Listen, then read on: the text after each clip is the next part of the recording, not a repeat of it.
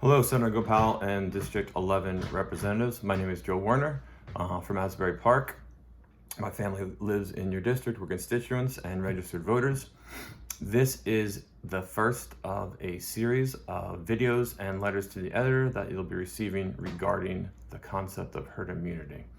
The reason we're talking about herd immunity is because you have expressed to us directly or indirectly that the rationale for removing New Jersey's religious exemption is to protect the herd or the greater good.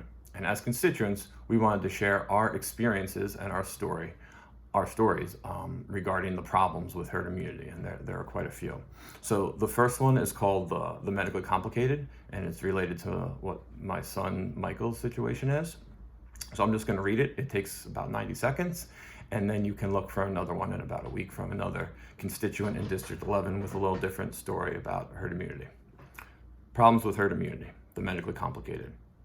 Our oldest son, Michael, has neurofibromatosis 1 with a microdeletion that, among other symptoms, causes his nerve cells to grow tumors. Michael was vaccinated until he was 6 months old.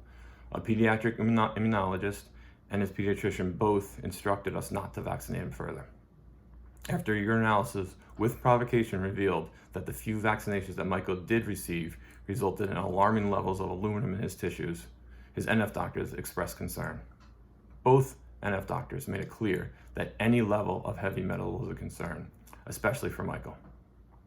We exercised the religious exemption because of our religious beliefs. If we didn't, Michael would not be covered by the medical exemption in New Jersey, nor protected by herd immunity.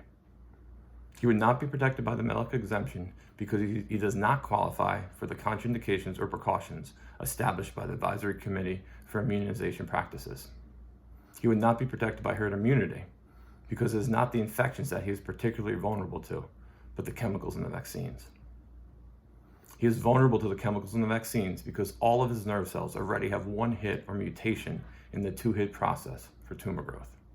Furthermore, he has the MTHFR mutation that has been shown to cause increased sensitivity to some chemicals such as mercury.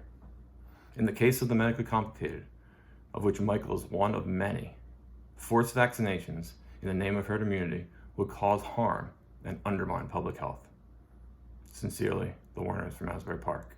Joe, Amy, Michael, Virginia, Audrey. Thank you.